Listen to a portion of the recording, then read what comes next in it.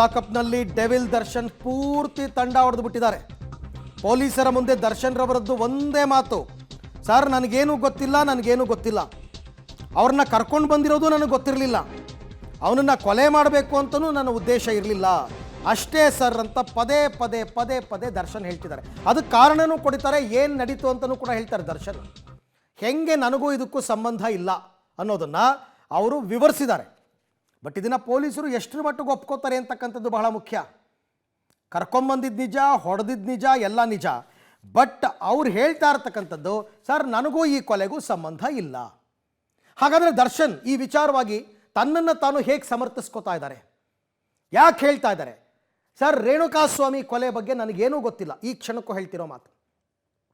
ರೇಣುಕಾಸ್ವಾಮಿ ಕೊಲೆ ಬಗ್ಗೆ, I repeat, Renukaswamy ಕೊಲೆ ಬಗ್ಗೆ ನನಗೇನೂ ಗೊತ್ತಿಲ್ಲ, ನನಗೆ ಈ ವಿಚಾರಣೆ ಗೊತ್ತಿಲ್ಲ, ಅವನನ್ನು ಕರ್ಕೊಂಡು ಬಂದಿರೋದು ಕೂಡ ನನಗೆ ಗೊತ್ತಿಲ್ಲ ಅಂತ ಹೇಳ್ತಾ ಇದ್ದಾರೆ. ಅವನನ್ನು ಕರ್ಕೊಂಡು ಬಂದಿರೋದು ನನಗೆ ಗೊತ್ತಿಲ್ಲ ಅಂತ.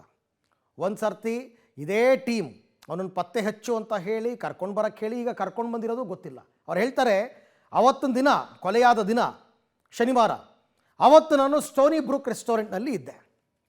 ಅಂದರೆ ಅಲ್ಲೇ RR ನಗರದಲ್ಲಿ ಇರ್ತಕ್ಕಂಥ ಸ್ಟೋನಿ ಬ್ರೂಕ್, ಅದು ಕೂಡ ಈತನ ಸ್ನೇಹಿತನದ್ದೇ, ಆತ ಕೂಡ ಅರೆಸ್ಟ್ ಆಗಿದ್ದಾನೆ.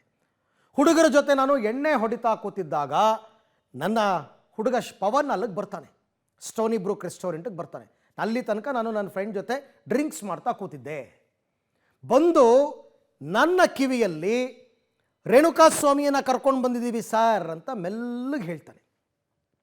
ಅಲ್ಲಿ ತನಕ ನಂಗೆ ಗೊತ್ತಿಲ್ಲ ಇವನು ಕರ್ಕೊಂಬಂದಿರೋದು ಅಂತ ದರ್ಶನ್ ವಾದ. ಇದು ಪೊಲೀಸರದನ್ನು ಒಪ್ಪಲೇಬೇಕು ಅಂತ ಏನಿಲ್ಲ, ಕರ್ಕೊಂಡು ಬಂದಿದ್ದೀವಿ ಅಂತ ಹೇಳ್ದ. ಆಗ ನಾನೇನು ಮಾಡಿದೆ, ಅಲ್ಲಿಂದ ಎದ್ದು ಸೀದಾ ಮನೆಗೆ ಹೋಗಿ ಪವಿತ್ರನ ಕರ್ಕೊಂಡು ಶೆಡ್ಗೆ ಹೋದೆ. ಅದೇ ಗುಡ್ ನ್ಯೂಸ್, ನಿನಗೊಂದು ಸರ್ಪ್ರೈಸ್ ಕೊಡ್ತೀನಿ ಬಾ ಅಂತ ಹೇಳ್ತಾರಲ್ಲ, ಮನೆಗೆ ಹೋಗಿ ಹೆಂಡತಿಗೆ ನಿನಗೊಂದು ಸರ್ಪ್ರೈಸ್ ಕೊಡ್ತೀನಿ ಬಾ ಅಂತ ಹೇಳಿ ಆ ಗೋಡೌನ್ಗೆ ಕರ್ಕೊಂಡು ಬರ್ತಾರೆ. ಅವನೇ ದರ್ಶನೇ ಹೇಳ್ಕೊಂಡಿರೋದು. ಮನೆಗೆ ಹೋಗಿ ಪವಿತ್ರನ ಕರ್ಕೊಂಡು ನಾನು ಶೆಡ್ಗೆ ಹೋದೆ. ಶೆಡ್ಗೆ ಹೋದ್ಮೇಲೆ ನನ್ನ ಇಂಟೆನ್ಷನ್ ಅವನನ್ನು ಕೊಲೆ ಮಾಡಬೇಕು ಅಂತ ಇರಲಿಲ್ಲ. ಅವ್ರು ಹೇಳೋದು, ನನ್ನ ಉದ್ದೇಶ ಆತನನ್ನು ಕೊಲೆ ಮಾಡಬೇಕು ಅಂತ ಇರಲಿಲ್ಲ, ಏನೋ ಬುದ್ಧಿವಾದ ಹೇಳಿ ಕಳಿಸ್ಬೇಕು ಅಂತ. ಆವಾಗ ನಾನು ಏನು ಮಾಡಿದೆ, ಹೊಡೆದಿದ್ದು ನಿಜ, ಒಂದೆರಡು ಏಟು ಹೊಡೆದಿದ್ದು ನಿಜ ಅಂತ ಒಪ್ಕೋತಾರೆ ಅವರು.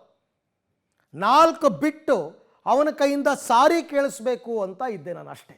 ಅಂದರೆ ಪವಿತ್ರ ಮುಂದೆ ಸಾರಿ ಕೇಳಿಸ್ಬೇಕು. ಅದಕ್ಕೋಸ್ಕರ ನಾನೇನು ಮಾಡಿದೆ, ಪವಿತ್ರನೂ ಜೊತೆ ಕರ್ಕೊಂಡು ಹೋಗಿದ್ದೆ. 4 ಬಿಟ್ಟು ಕ್ಷಮೆ ಕೇಳಿಸ್ಬೇಕು ಅಂತ ಮಾಡಿದ್ದೆ. ಪವಿತ್ರನ ನೋಡ್ತಾ ಇದ್ದಂತೆ ಅವನೇ ತಪ್ಪಾಯಿತು ಅಂತ ಕೇಳ್ಕೊಂಬಿಟ್ಟ. ಕಾಲಕ್ಕೆ ಬೀಳಕ್ಕೆ ಬಂದ, ಕಾಲಿಡ್ಕೋಬೇಡ ಅಂತೆಲ್ಲ ಹೇಳಿದ್ನಲ್ಲ, ಅದೇ ರೀತಿ ಪವಿತ್ರನ ನೋಡ್ತಾ ಇದ್ದಂತೆ ಆತ ಕ್ಷಮೆ ಕೇಳಿಬಿಟ್ಟ. ಆಗ ನಾನೇನು ಮಾಡಿದೆ, ಊಟಕ್ಕೆ ಕಾಸು ಕೊಟ್ಟು ಊಟ ಮಾಡಿಕೊಂಡು ಹೋಗಿ ಊರು ಸೇರ್ಕೋ ಅಂತ ಬಿಟ್ಟೆ. ಇದಿಷ್ಟೇ ದರ್ಶನ್ ಹೇಳ್ತಾ ಇರೋದು. ನಾನು ಪವಿತ್ರನ ಕರ್ಕೊಂಡು ಹೋಗಿದ್ದೆ, ಅವ್ನು ಸಾರಿ ಕೇಳ್ದ, ಒಂದೆರಡು ಬಿಟ್ಟಿದ್ದೀನಿ ನಿಜ, ಊರಿಗೆ ಸೇರ್ಕೊಂತ ದುಡ್ಡು ಕೊಟ್ಟೆ ಊಟ ಮಾಡ್ಕೊ ಅಂತಂದ್ಬಿಟ್ಟು ಅಲ್ಲಿಂದ ನಾನು ಪವಿತ್ರ ಇಬ್ಬರು ಬಂದ್ಬಿಟ್ವಿ. ಅಲ್ಲಿಂದ ಬಂದ ಮೇಲೆ ಇವರೆಲ್ಲ ಸೇರಿಕೊಂಡು ಹೀಗೆ ಮಾಡಿದ್ದಾರೆ ಅಷ್ಟೇ ಸರ್. ಈಗ ಹೇಳಿ, ನನಗೂ ಈ ಕೊಲೆಗೂ ಏನು ಸಂಬಂಧ ಅಂತ ಇವ್ರು ಕೇಳ್ತಿರೋದು ದರ್ಶನ್ ಅವರು. ಇವರ ವರ್ಷನ್ ಇಷ್ಟೆಲ್ಲ ಮಾಡಿ, ಇಷ್ಟೆಲ್ಲ ಪ್ಲ್ಯಾನ್ ಮಾಡಿ ಕೊನೆಗೆ ನಾನು ಬಂದ್ಬಿಟ್ಟೆ, ಅವ್ರು ಕೊಂದರು ಅಂತಂದರೆ ಪೊಲೀಸರು ಒಪ್ತಾರ? ಒಪ್ಪುವಂತಹ ವಿಚಾರಣ ನೋಡೋಣ. ಚಾರ್ಜ್ ಶೀಟ್ನಲ್ಲಿ ಯಾವ ಥರ ಆರೋಪಗಳನ್ನು ಮಾಡ್ತಾರೆ ದರ್ಶನ್ ಅವರ ಮೇಲೆ ಪೊಲೀಸರು. ಇಷ್ಟೆಲ್ಲ ಖಡಕ್ಕಾಗಿ ಕೆಲಸ ಮಾಡ್ತಕ್ಕಂಥ ಪೊಲೀಸ್ ಅಧಿಕಾರಿಗಳು ಅಷ್ಟು ಸುಲಭಕ್ಕೆ ಬಿಡಲ್ಲ.